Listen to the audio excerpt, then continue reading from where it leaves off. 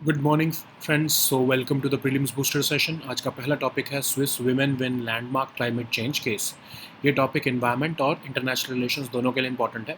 Europe का highest human rights court जो है, उन्होंने 2000 स्विस वुमेन जो है उनकी प्ली को एक्सेप्ट करते हुए कहा है कि जो ह्यूमन राइट्स की वायलेशन मानी जाएगी अगर क्लाइमेट चेंज पर गवर्नमेंट्स एक्शन नहीं लेती। तो ये पर्टिकुलरली स्विस गवर्नमेंट के अगेंस्ट केस था और European court of human rights जो है उसकी जो रूलिंग आई है या फिर जो उसकी ऑर्डर आया है, उससे जो है वो पूरा डायनामिक चेंज हो जाएगा कि कैसे कोर्ट्स जो हैं यूरोप के या फिर बाकी प्लेसेस में भी वो अपने लोगों के क्लाइमेट चेंज के जो एडवर्स इफ़ेक्ट्स होते हैं उससे बचाने के लिए वो कितने उनके राइट्स को प्रोटेक्ट कर रहे हैं। तो ऑफ कोर्स ये कोई ऐसा पहली बार नहीं हुआ, इवन इंडिया में भी ऑलरेडी अभी रिसेंटली सुप्रीम कोर्ट ने स्कोप ऑफ आर्टिकल 14 और आर्टिकल 21 को एक्सपैंड करते हुए कहा है कि लोगों के पास ये राइट है कि वो adverse effects of climate change से जो है फ्री रहे। ठीक है। तो European court of human rights है क्या? एक इंटरनेशनल कोर्ट है जो कि European convention on human rights को इंटरप्रेट करता है। 1959 में एस्टैब्लिश किया गया था, स्ट्रासबर्ग बेस्ड है ये, फ्रांस में। और ये इंडिविजुअल्स, ग्रुप ऑफ इंडिविजुअल्स या फिर कॉन्ट्रैक्टिंग स्टेट्स की जो है एप्लीकेशंस को एक्सेप्ट करता है और उसके ऊपर रूलिंग देता है, जजमेंट देता है, एडवाइजरी ओपिनियन देता है एक्चुअली। तो अगर हम केस देखें तो ये केस जो है स्विट्ज़रलैंड में कुछ ह्यूमन राइट्स ग्रुप्स जो है उन्होंने नवंबर 2016 में जो है फाइल किया था। और इसमें क्लेम किया गया था कि स्विस गवर्नमेंट जो है वो क्लाइमेट पॉलिसीज़ जो है उनकी इनएडिक्वेट है और उसकी वजह से जो ये विमेन है जो कि सीनियर सिटीजन्स थी, एक्चुअली सीनियर सिटीजन्स हैं एक्चुअली, उनकी राइट टू लाइफ वायलेट हो रही है European convention on human rights के हिसाब से। ठीक है। तो उन्होंने इस केस में उन्होंने कहा कि जो है क्योंकि वो सीनियर सिटीजन्स हैं तो उनकी जो मेडिकल वल्नरेबिलिटी है वो और ज़्यादा बढ़ जाती है एक्सट्रीम हीट की वजह से, जो कि क्लाइमेट चेंज की वजह से हो रही है। ठीक है। तो अब वर्डिक्ट क्या दिया है ECHR ने? तो ECHR ने कहा है कि आर्टिकल 8 जो है European convention on human rights की, वो वायलेशन है अगर कोई भी स्टेट या कोई भी गवर्नमेंट जो कि यूरोपियन यूनियन की गवर्नमेंट है और जो यूरोप ECHR की मेंबर है, वो एक्शन नहीं लेती है serious adverse effects of climate change से डील करने में। ठीक है। स्विस गवर्नमेंट ने ये वायलेट कैसे किया है लॉ? क्योंकि उन्होंने इनएडिक्वेट लॉज जो है वो रखे हैं अपनी कंट्री में क्लाइमेट चेंज इम्पैक्ट को डील करने के लिए। ठीक है। स्विस गवर्नमेंट जो है वो अपने green house gas emission goals को भी मीट करने में फेल हुई है। तो इसकी रूलिंग की सिग्निफिकेंस क्या है?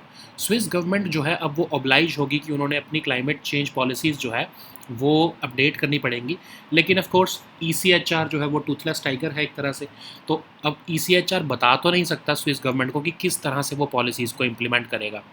अब इसका वर्डिक्ट का जो इफ़ेक्ट है वो 46 मेंबर स्टेट्स जो हैं ECHR के, उन सब के ऊपर आएगा। क्योंकि जब भी कभी कोई क्लाइमेट या ह्यूमन राइट्स से रिलेटेड केस जाएगा किसी भी यूरोपियन नेशनल कोर्ट में, तो उनको ये ECR जजमेंट को जो है वो कंसीडर करना ही पड़ेगा। ठीक है।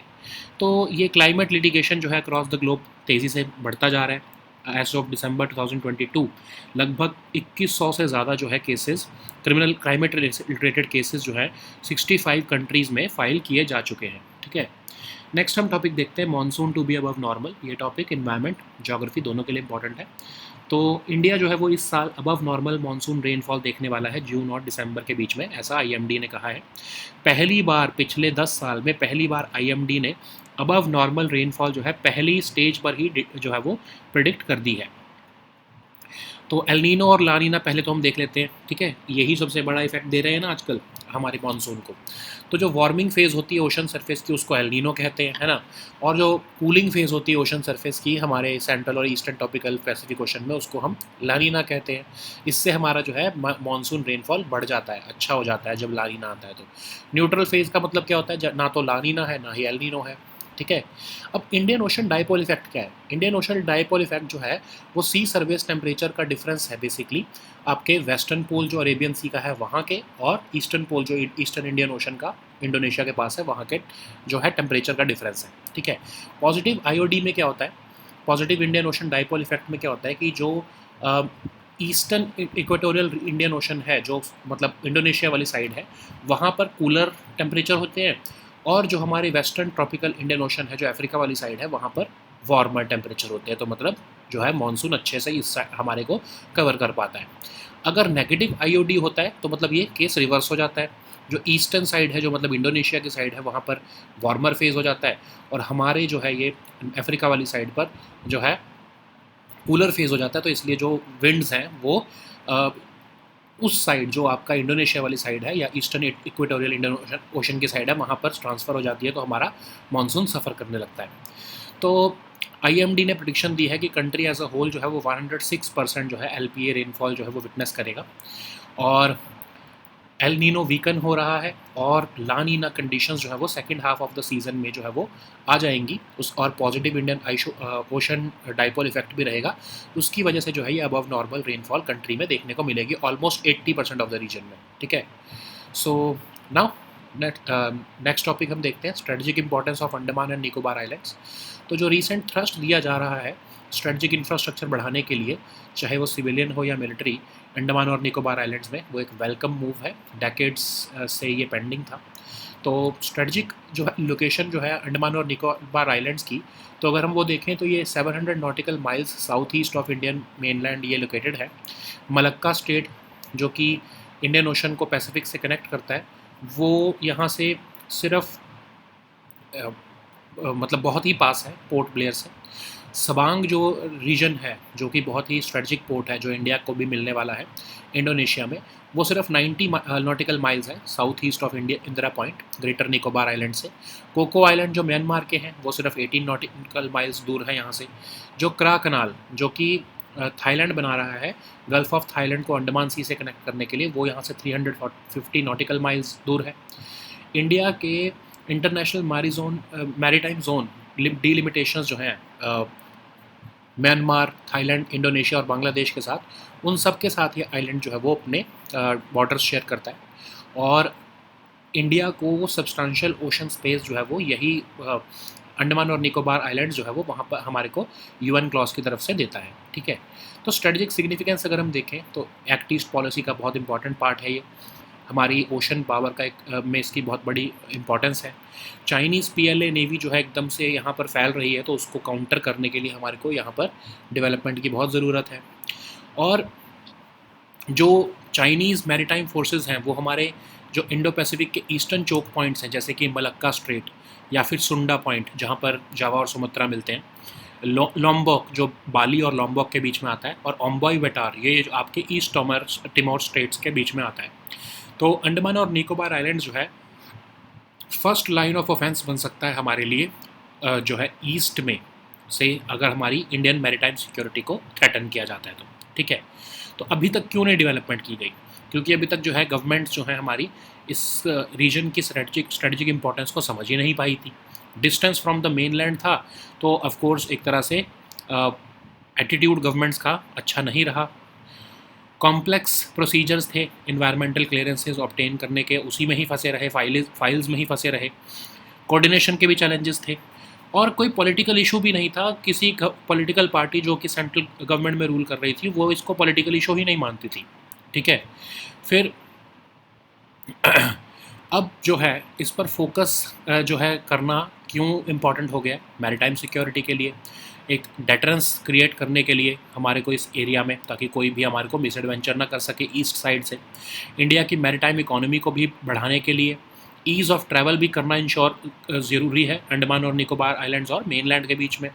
आइलैंड की डिपेंडेंस जो है मेनलैंड के ऊपर जो है वो रिड्यूस करना भी ज़रूरी है। तो किस तरह का जो है इंफ्रास्ट्रक्चर हमें प्रायोरिटाइज़ करना पड़ेगा? पहला तो हमें एयरफील्ड्स देखने पड़ेंगे, सेपरेट एयरफील्ड्स। पोर्ट्स और फ्यूल स्टोरेजेस बनानी पड़ेंगी। आर्मी, नेवी और एयरफोर्स को अपनी और ज़्यादा प्रेजेंस बढ़ानी पड़ेगी वहाँ पर। गैलेथिया बे जो कि ग्रेट निकोबार आइलैंड में आता है ट्रांसशिपमेंट पोर्ट, उसको तेज़ी से बढ़ाना पड़ेगा बनाते हुए। और क्वाड या फिर Indian Indo Pacific oceans initiative जैसे जो आपके मल्टीलेटरल फोरम है, उनका भी यूज़ करते हुए इस एरिया की जो है डेवलपमेंट को कैटलाइज करना ज़रूरी है हमारे लिए। नेक्स्ट हम टॉपिक देखते हैं trade and economic partnership agreement. ये टॉपिक इकोनॉमी के लिए इंपॉर्टेंट है। तो इंडिया ने जो न्यू FTA साइन किया है स्विट्ज़रलैंड, नॉर्वे, आइसलैंड और लिechtenstein के साथ, उसमें इंटेलेक्चुअल प्रॉपर्टी राइट के रूल्स जो हैं वो भी शामिल हैं। ठीक है, तो अगर इंडिया की IP पॉलिसी के हिसाब से अगर हम देखें तो इंडिया जो है अभी तक तो सिर्फ WTO के अलावा किसी भी और एग्रीमेंट में IP को इंटेलेक्चुअल प्रॉपर्टी एग्रीमेंट्स को इंक्लूड नहीं करता था। पहली बार उन्होंने इंडिया ने जो है ये टेपा में जो है वो इसको इंक्लूड किया है, और कहा जा रहा है कि अभी ये सिमिलर चेंजेस जो है वो EU और UK के साथ जो FTA साइन होंगे उसमें भी इंक्लूड किए जाएंगे।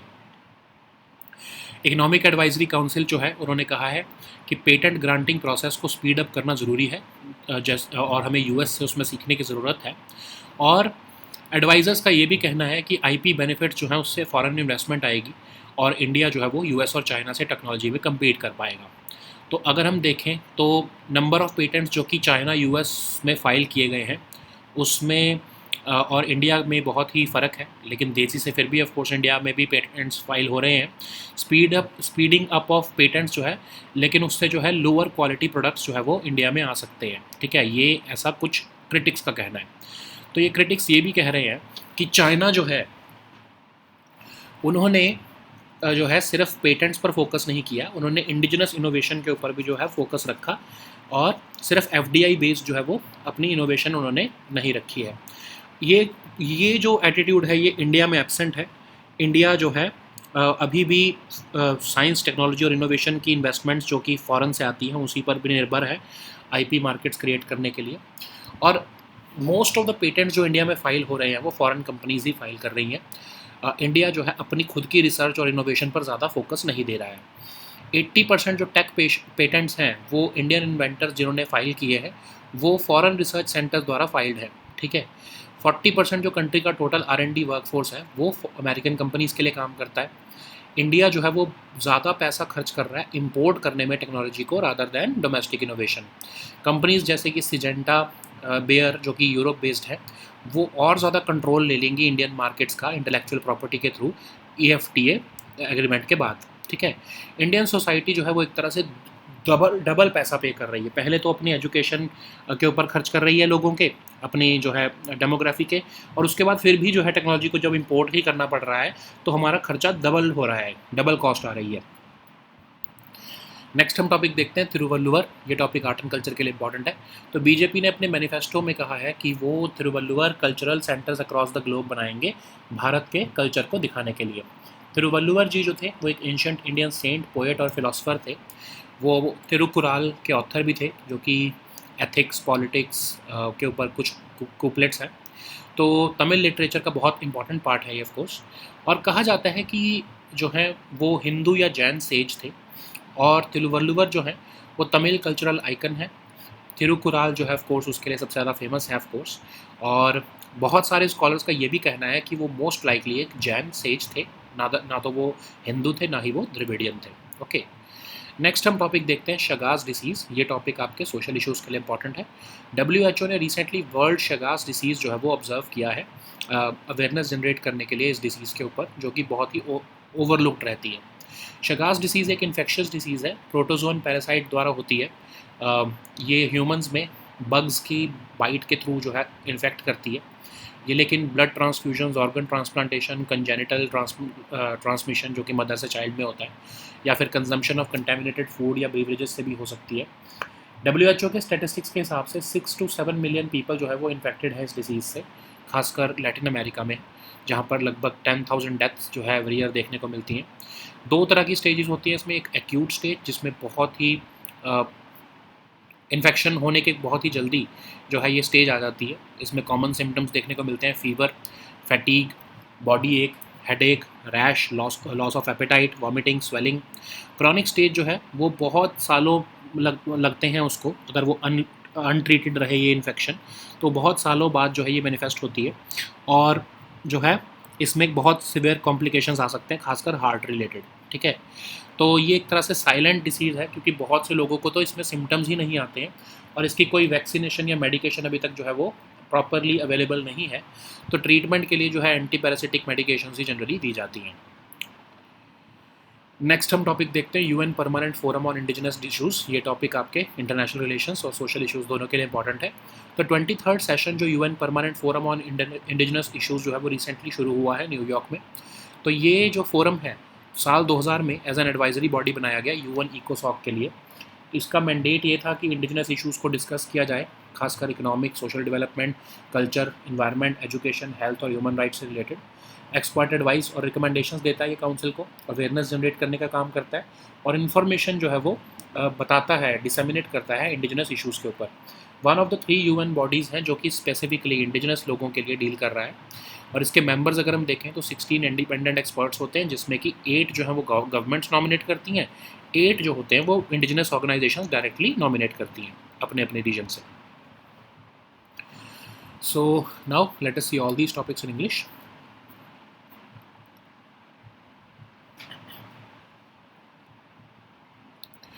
So the first topic is Swiss women win landmark climate change case. This topic is important for your environment section. So recently, Europe's highest human rights court has sided with a group of 2,000 Swiss women. These women had sued their government for violating their human rights by failing to do enough to combat the adverse effects of climate change. So this landmark ruling by European Court of Human Rights will change how courts in Europe and other places will handle cases where people start saying that climate change hurt their rights.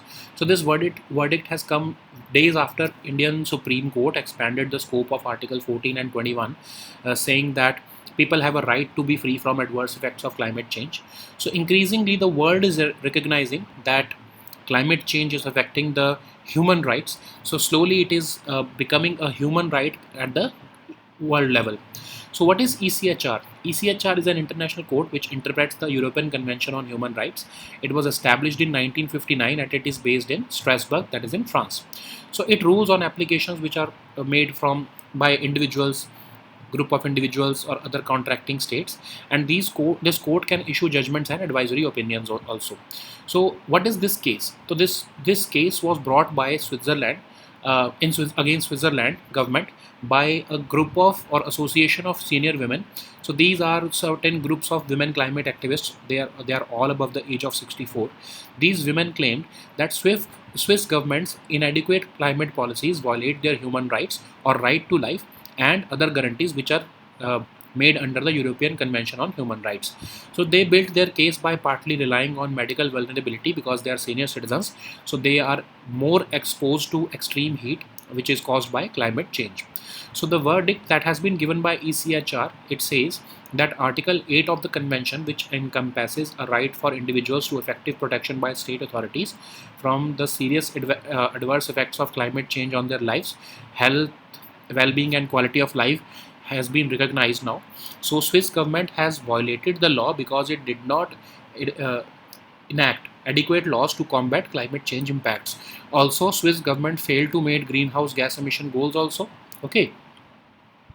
So what is the significance of this ruling? So Swiss government is now obliged to update its climate change policies, but as you know, ECHR is just a toothless tiger. It cannot tell authorities what kind of policies will be implemented.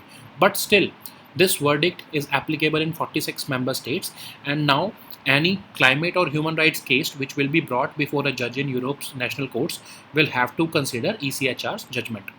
So, of course, we are witnessing a rise in climate litigation. As of December 2022, there have been almost 2,200 climate change related cases filed in almost 65 jurisdictions across the globe. So the next topic is monsoon to be above normal. This topic is important for your environment section. So India is likely to experience an above normal monsoon rainfall between June and September this year. This has been predicted by IMD in its long range forecast. This is the first time in almost 1 decade that IMD has predicted above normal rainfall at the first stage itself. So for that, we have to understand the phenomena of El Nino and La Nina. El Nino is the warming phase of the sea surface temperatures in central and eastern tropical Pacific Ocean. La Nina is the cooling phase, and neutral phase is the fact that when there is no El Nino or La Nina. What is Indian Ocean Dipole? So it is the difference in sea surface temperatures between two areas or poles, hence a dipole.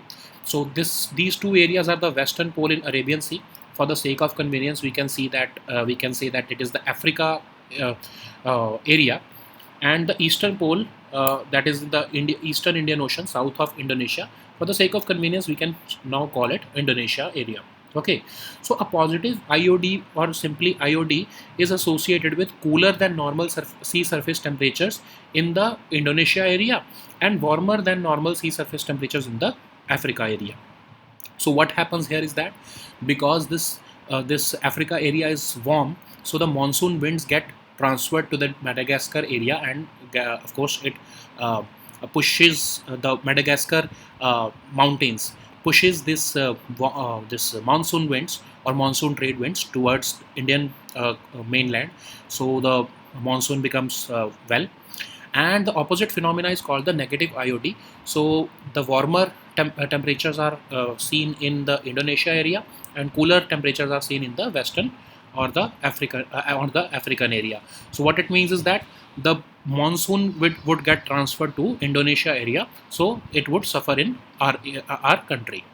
So the IMD has predicted that country will get almost 106% of LPA rainfall as a whole, and almost 80% of the country will be getting the above normal rainfall.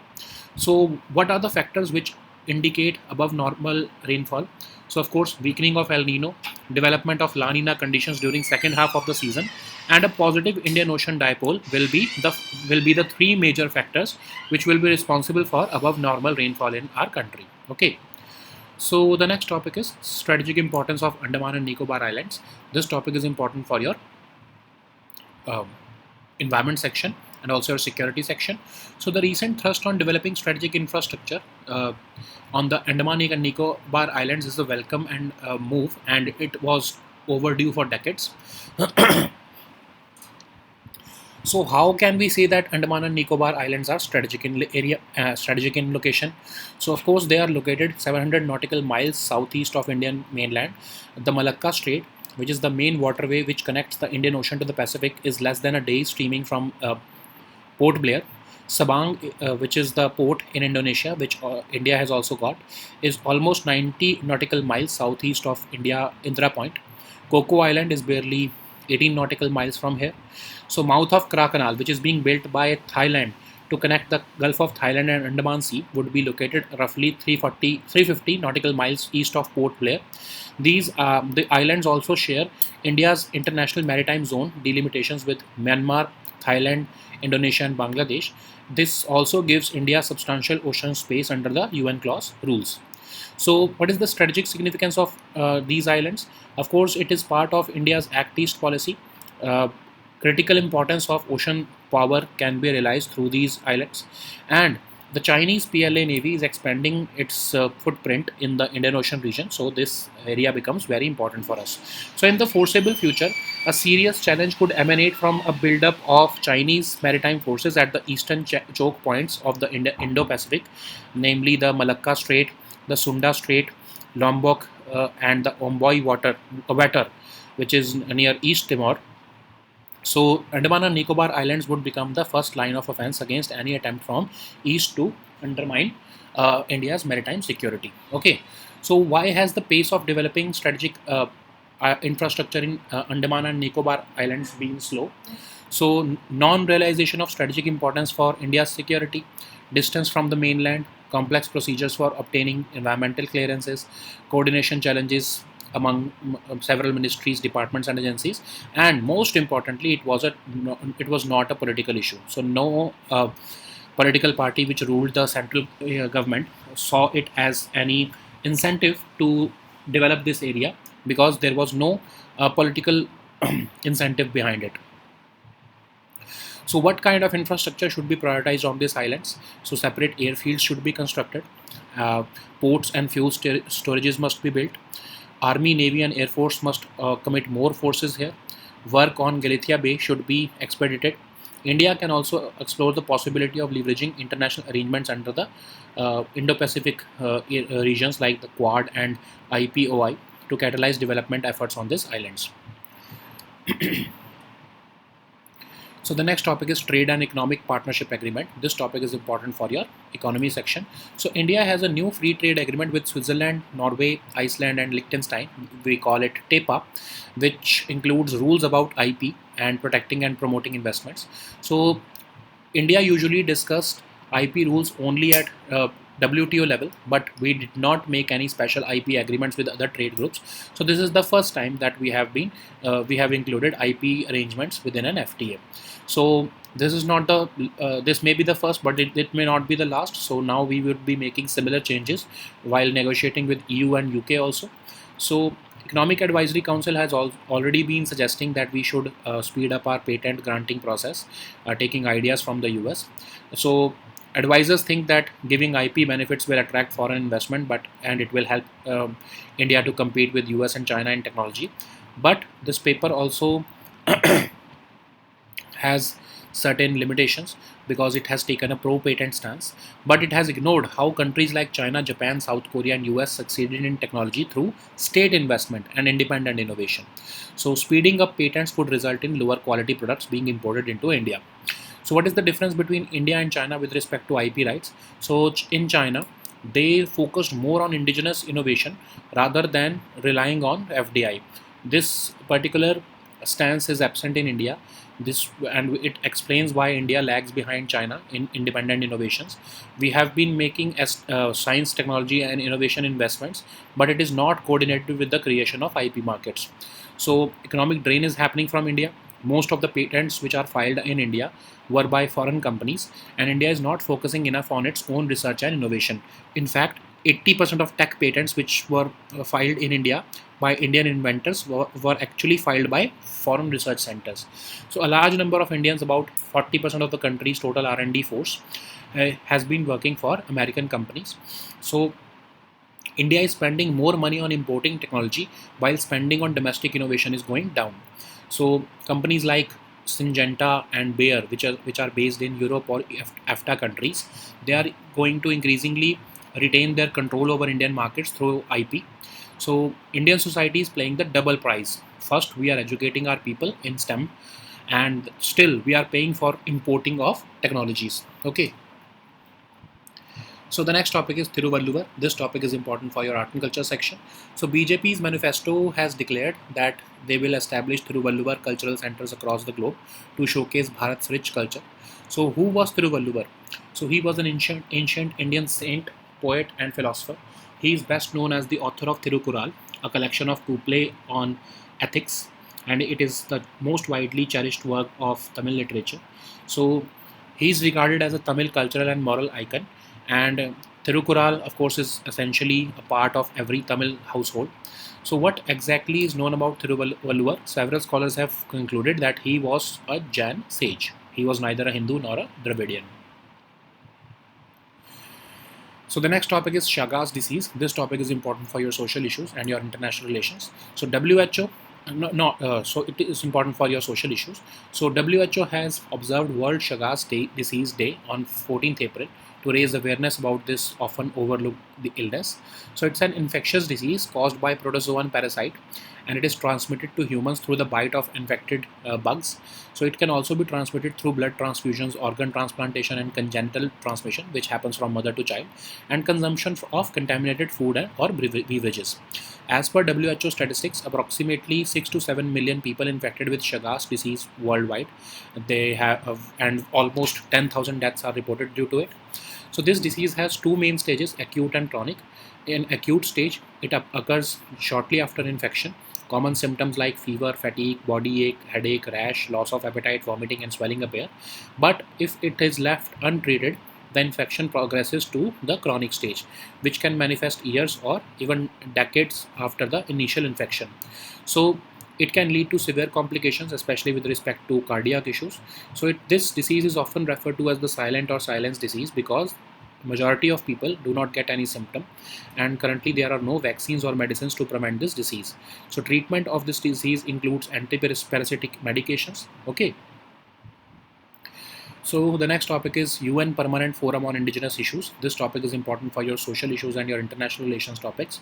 So 23rd session of UN Permanent Forum on Indigenous Issues recently commenced in New York.